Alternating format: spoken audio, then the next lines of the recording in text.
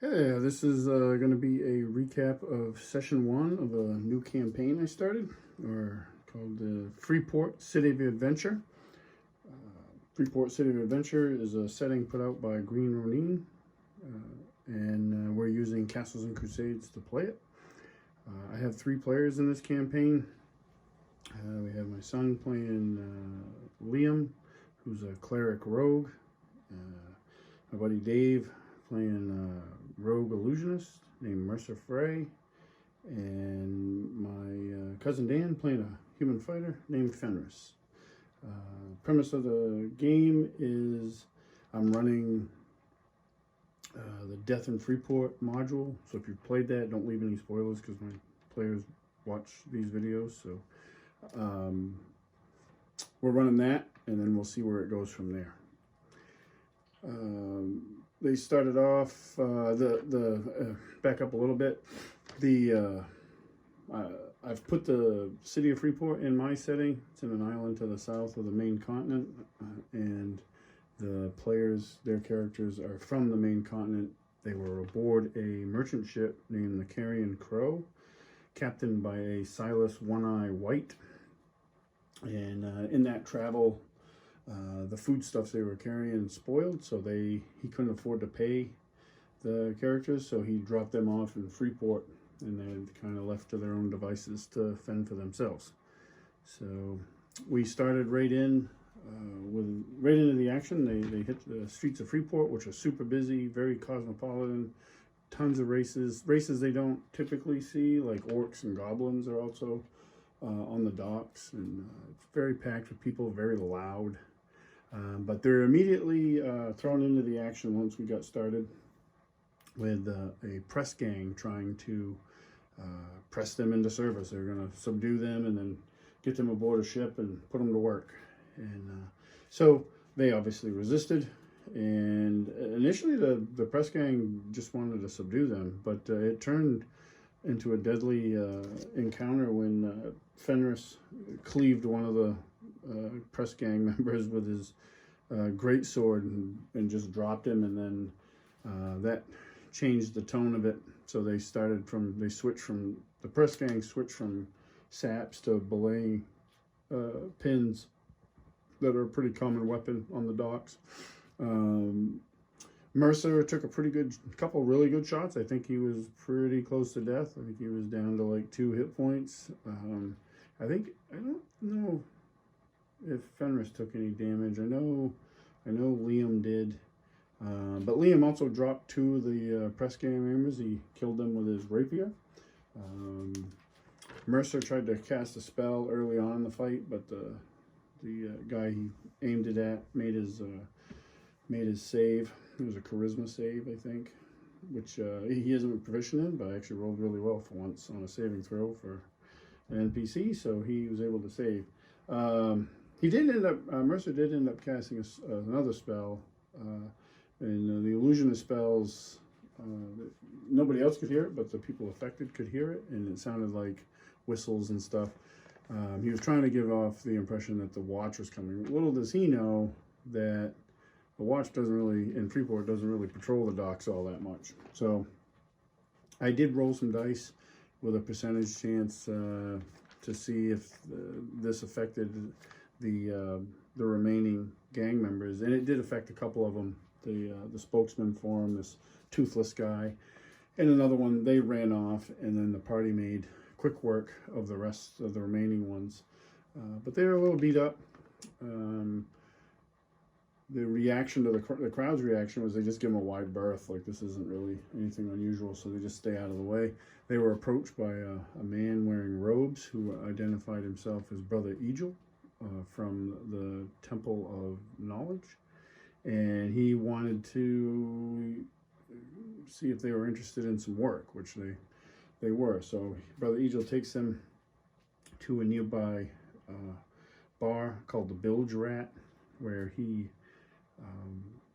explains to them that the librarian of the temple, one of the librarians in the Temple of Knowledge, is a good friend of his, and he's been acting strangely, and then a couple days ago he disappeared, and that he wants the players to look into it and and try to find him, try to find his friend. He explains that his friend years ago, 4 or 5 years ago, started acting really strange. Then he got in trouble with the temple, and he was expelled. And it was about a year ago he came back and begged to be let back in, and he was ultimately let back in to resume his duties as a librarian. So after they have a couple beers at the Bilge Rat, which actually has surprisingly good beer, they Brother Egil takes them to Lucius's home, which is in a district called Drax End, which is on the far side of the city. It's like the northern district. They go there. They find that place. Most of the roads are not cobbled, or if they are, they have stones and planks, and there's a lot of tents, and a lot of the buildings look like they've had fire damage in the past. It's not, a really upscale neighborhood. They go to Lucius's home, and it's a simple affair. Two rooms and a basement.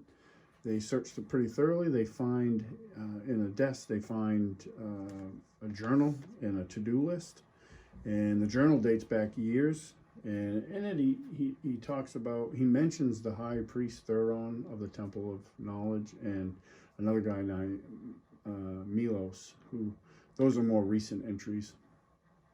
They find on the to-do list that Lucius wanted to talk to a Captain Scarbelly, and Brother Egil isn't familiar with that name, so they end up going to the Temple of Knowledge to try to talk to the high priest.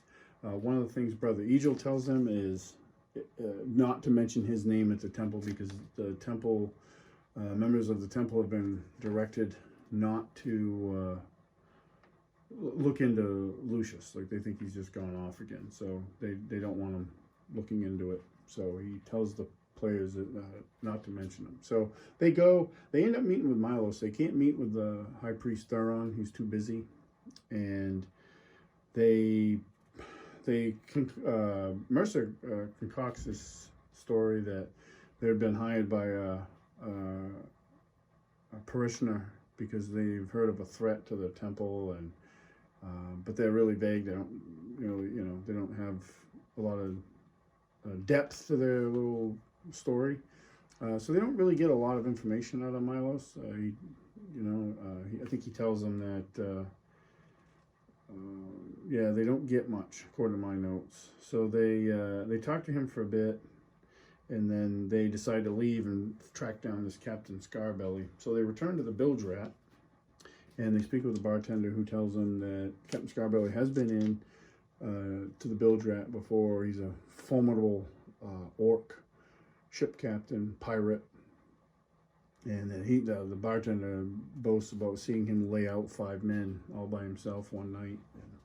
So they start looking around, and then he captains a ship called the Bloody Vengeance, and the Bloody Vengeance is docked to the bartender's knowledge. It's in port. So they start down the docks, inquiring about the Bloody Vengeance, and are eventually directed to it.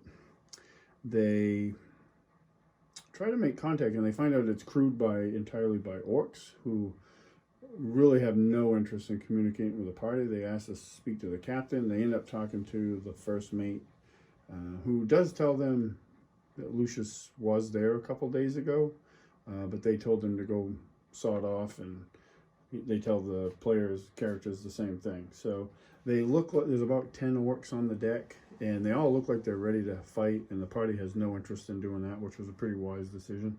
So they want to keep an eye on the ship, so they go to a nearby tavern / restaurant called Restaurant Inn, called Doxy's Lap. And in Doxy's Lap, in the book, the source book for Freeport, Doxy's Lap isn't super detailed, not that I found anyway, so it became a kind of a house of prostitution. So we had some fun, entertaining moments where Mercer ends up hiring a prostitute and goes upstairs while Liam and Fenris stay downstairs and talk to Doxy and have a meal and wait for him to be finished his business.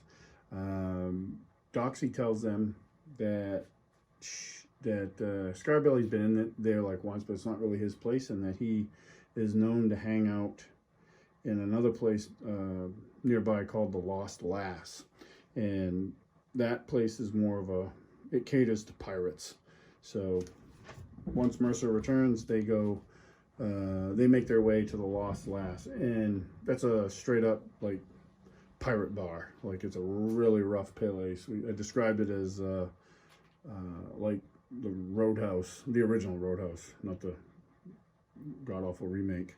The original Roadhouse bar. So there's bottles flying through the air, and there's fights and all sorts of stuff going on. But that's just normal course of business. But in there, they do find Captain Scarbelly, and after passing him a few coins to loosen him up a little bit and buy him a drink, he tells them that he did talk to Lucius a couple days ago, and that Lucius was acting really weird, asking him a bunch of questions from his time when he was with, he tells them that years ago he did, for several months, he sailed with the Bloody Vengeance, Lucius did.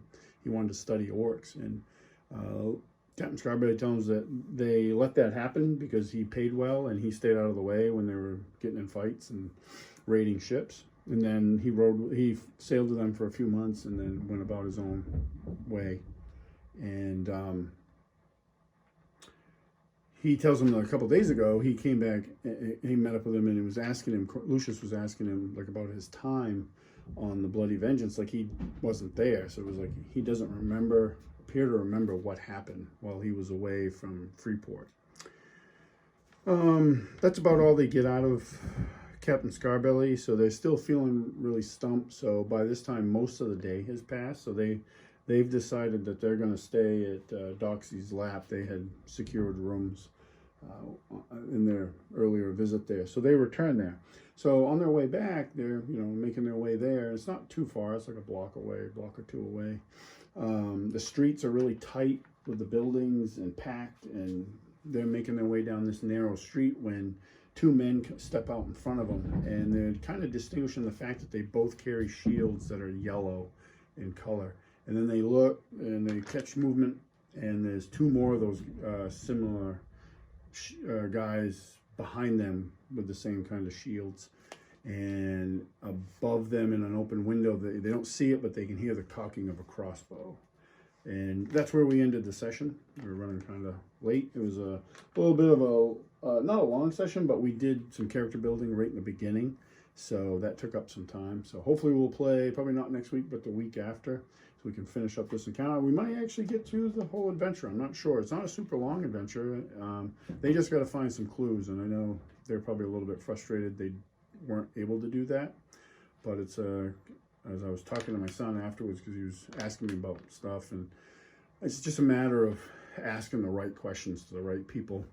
And I had told them up front that this adventure was, yeah, there's combat in it. There'll definitely be combat, but it's also an investigation. So hopefully they'll be able to get the information they need, and we can finish up the adventure and see where it takes us next. I'm hoping to play this campaign maybe a couple times a month throughout the summer while my son's home, and just to get some more playing time in with him and explore some different things. That's one of the things we're doing with this campaign is we're exploring multi-class characters. We haven't had any of those in my other Castles and Crusades campaign.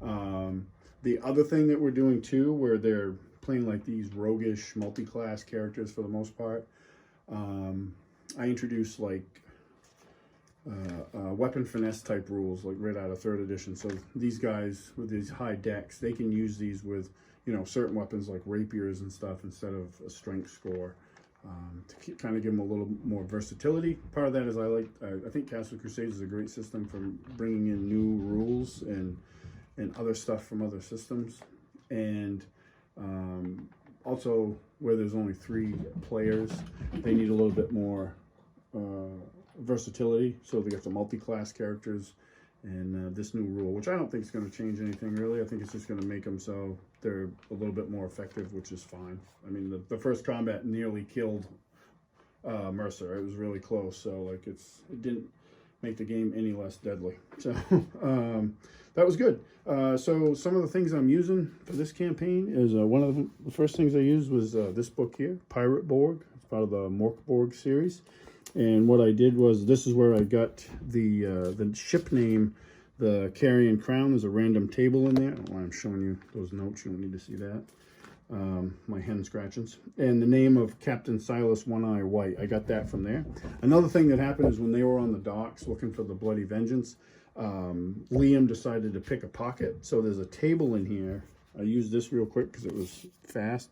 But there's one called Loot the Body. So we randomly rolled to see what he got because he made a successful attempt. And he ended up with 2 dead fish. So, which was funny. And then Mercer tried to actually take those and plant them on another guy, but he got caught. So we had a little moment there where he had to do some fast talking to get himself out of trouble, which he successfully did. Mercer has a good charisma. He's a half-elf, but he's in Castle Crusades, you can have different types of half-elves. You can favor your elven side or your human side, and he favored his human side, and then took the advantage, because we use the optional advantage rules that are in the Castle Keeper's Guide. So one of the advantages he took was he gets an extra prime. So he actually has 3 primes like a regular human does. So one of his is charisma. So that worked pretty good.